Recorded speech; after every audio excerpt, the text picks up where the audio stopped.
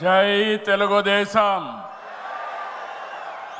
జై తెలుగుదేశం, జై తెలుగుదేశం. జోహార్ ఎన్టీఆర్, జోహార్ ఎన్టీఆర్, జోహార్ ఎన్టీఆర్. వేదిక పైన, వేదిక ముందర ఆసీనులైనటువంటి నాకు ప్రాణ సమానమైనటువంటి తెలుగుదేశం పార్టీ కుటుంబ సభ్యులందరికీ స్వాగతం, సుస్వాగతం. పత్రికా విలేకరులకి మనస్ఫూర్తిగా స్వాగతం.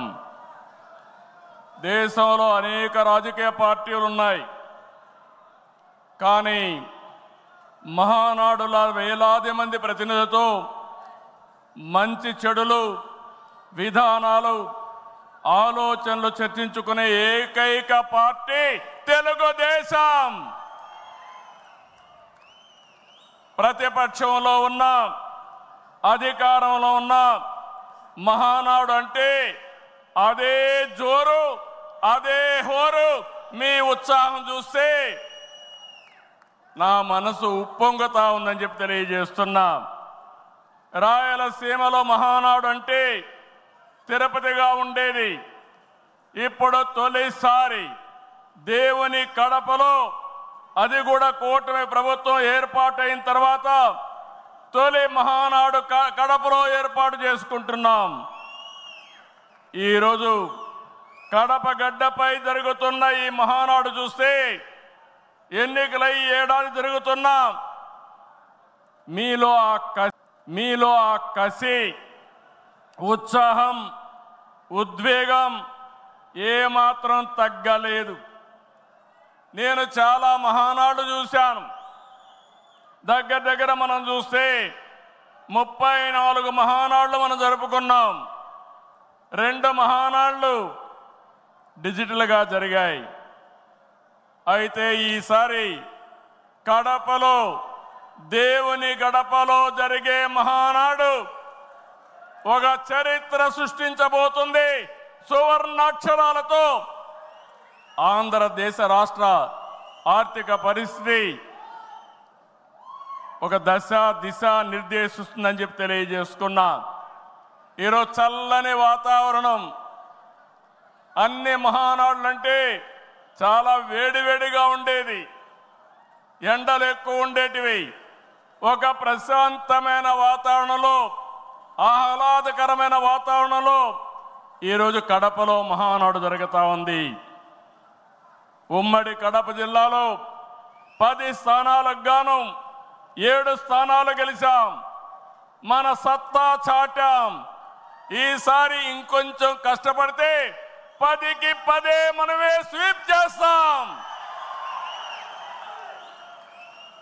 రాయలసీమ ప్రజలు అద్భుత చైతన్యంతో ఈసారి ఇచ్చిన తీర్పును గౌరవిస్తూ వారికి ధన్యవాదాలు తెలపడానికి కడపలో మహానాడు పెట్టాలని నిర్ణయించాం. ఈ మహానాడుని మీరు చూస్తే బ్రహ్మాండంగా చేసిన నాయకులకు, కార్యకర్తలకు మనస్ఫూర్తిగా అభినందనలు, కృతజ్ఞతలు. 2024 ఎన్నికల్లో పార్టీ సాధించిన విజయం అసామాన్యం. 93% స్ట్రైక్ రేట్, 57% పైన ఓటు షేర్తో కొత్త చరిత్రను సృష్టించాం. ఇది ముమ్మాటికి కారణం పసుపు సైనికులే. ఇక్కడుండే మీ నాయకత్వమే కారణమని మీ అందరికీ విజ్ఞప్తి చేస్తున్నాం. మీరు చేసిన పోరాటాలే నేటి అధికారం, మీ త్యాగాలే నేటి ఈ స్థానం. ఇది కాకుండా సమయానుకూలం మనం ఎప్పటికప్పుడు స్ట్రాటజీ కూడా ఆలోచించినప్పుడు జనసేన, బీజేపీ పొత్తు పెట్టుకొని ఎన్డీఏ ఏర్పాటు చేసుకున్నాం. దానివల్ల కూడా ఈరోజు ఈ మహా విజయానికి దోహదం చేశాయని చెప్పి విజ్ఞప్తి చేస్తున్నా.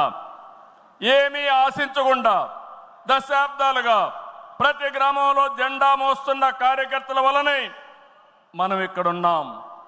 నేనే కాదు, ప్రతి ఎమ్మెల్యే, ప్రతి ఎంపీ, ప్రతి మంత్రి గుర్తించుకోవాలి.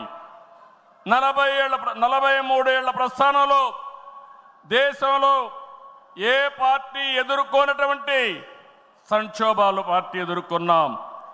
అయితే పార్టీ పని అయిపోయిందని మాట్లాడిన వాళ్ళు వాళ్ళ పని అయిపోయింది తప్ప పార్టీ మాత్రం ఎప్పుడు ఎక్కడ తిరిగి చూడలేదు. తెలుగుదేశం జెండా రెపరెపలాడుతూనే ఉంటుంది.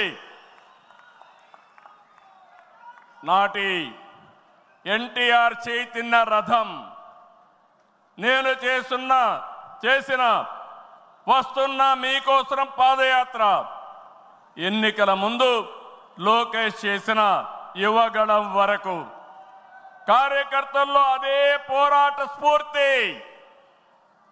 పాలనంటే హత్య రాజకీయాలు, కక్ష సాధింపులు, వేధింపులు, తప్పుడు కేసులని మార్చేశారు గత ప్రభుత్వం. విధ్వంస పాలనతో రాష్ట్రాన్ని సర్వనాశనం చేశారు. దీన్ని ప్రశ్నించిన తెలుగుదేశం కార్యకర్తల్ని, నాయకుల్ని ప్రాణాలు తీశారు, వేటాడారు, వెంటాడారు, అక్రమ కేసులు పెట్టి అరెస్టులు చేశారు. కానీ ఒక్క వ్యక్తి కూడా ఎత్తిన జెండా దించకుండా పోరాటం చేసిన మిమ్మల్ని మనస్ఫూర్తిగా అభినందిస్తున్నా. ప్రశ్నించే వారి గొంతు నొక్కడానికి గ్రామస్థాయి నేతల గొంతులు కోశారు. మన పసుపు సింహం, మన చంద్రయ్య పీకగోస్తుంటే కూడా జై తెలుగుదేశం అని ప్రాణం వదిలిపెట్టాడు. అది మనందరికీ స్ఫూర్తి. ఆ స్ఫూర్తే ఈ పార్టీని నడిపిస్తుందని చెప్పి కూడా నేను మీకు తెలియజేస్తున్నా. ఇది ఒక్క ఉదాహరణ మాత్రమే. ఇలాంటి చాలా మంది కార్యకర్తలు ప్రాణ త్యాగాలు చేశారు. ఆశయ సాధన కోసం రాజీ లేని పోరాటాలు చేశారు. వారి స్ఫూర్తి తెలుగుదేశంలో శాశ్వతంగా ఉంటుందని చెప్పి కూడా నేను మీకు తెలియజేస్తున్నా. ఎత్తిన జెండా దించని కార్యకర్తల పోరాటాలు, త్యాగాల వల్లనే కూటమి ప్రభుత్వం అధికారంలోకి వచ్చింది.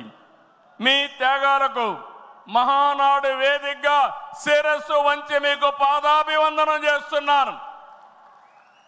ఇక్కడుండే కార్యకర్తలే కాకుండా రాష్ట్రం మొత్తం కూడా ఇదే పోరాటం చేశారు. మీ త్యాగాలు వృధా కానివ్వం.